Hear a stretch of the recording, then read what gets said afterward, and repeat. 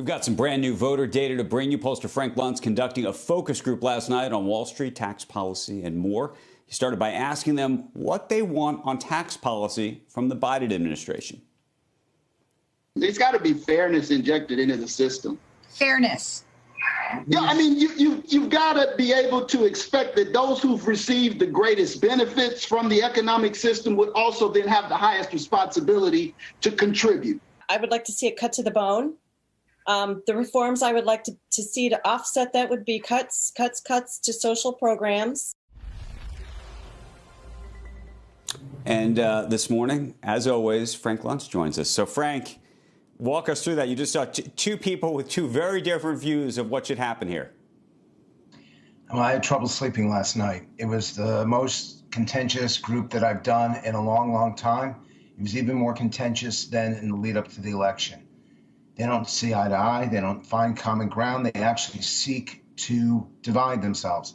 So if somebody says something positive about corporations, the next person will say something negative. If someone says we need to raise X, they'll argue that we need to cut Y.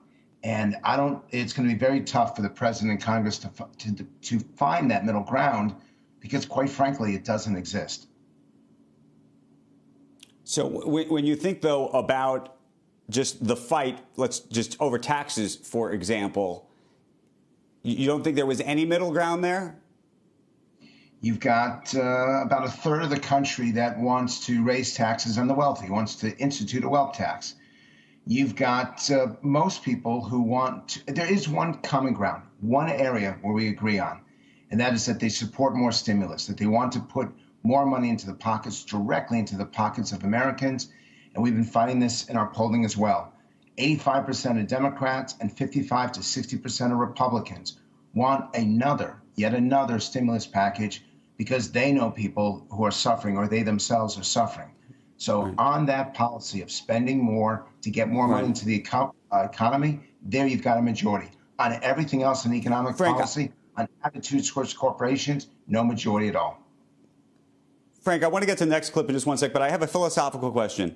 In terms of raising taxes, does anybody say philosophically what they think the upper limit is, where Americans just generally say, you know what, after this number, it's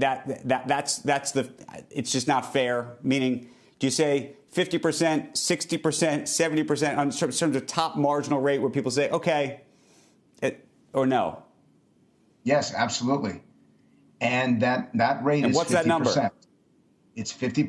50% of federal, state, local. No, Americans do not believe, a majority of Democrats do not believe that any American should pay more than half of their income in federal, state, and local taxes. And what they don't realize is that's exactly what they do. If you live in California, you live in New York, you live in most states, exactly, in the country, more than 50%. It's interesting because I don't know if that's I would be very interested if you polled people whether they actually know that broadly across the country. But nonetheless, let's show you some another clip right now. Some views on regulating Wall Street. Alec, why do you not want anyone from Wall Street working in the administration? Because I don't think that their values line up with the American people. I think they just want to enrich the corporations that they worked for. I don't think they care about everyday working people. So this raises a big question, Frank, about the kind of people. For this show, for you all, I've got all this data. It's been taken within the last 6 to 9 months. So if you got an economic question, I've got an answer. And most Americans do not know what the average American pays. They think that in the end, it's somewhere around 1/3. And when they find out that it's 1/2, it changes their attitudes completely. The American public wants to tax the wealthy more, but when they realize how much the wealthy are paying, they say, that's enough. In fact, that may be too much. In terms of Wall Street, the moment that you frame it that way, you have hostility among most Democrats and among a fair number of Republicans who are small business, Main Street. Wall Street really needs a public relations campaign. They need to focus on what they do, what they say, and the values that are probably most important right now for the community: accountability, personal responsibility, and share the wealth. That they want the idea that the money that's going to that industry helps build schools, helps educate young people, helps address the income divide, because that is going to be, over the next year, mark my words, income inequality is going to be the #1 economic issue as the Biden administration takes hold. Shepard Smith here. Thanks for watching CNBC on YouTube.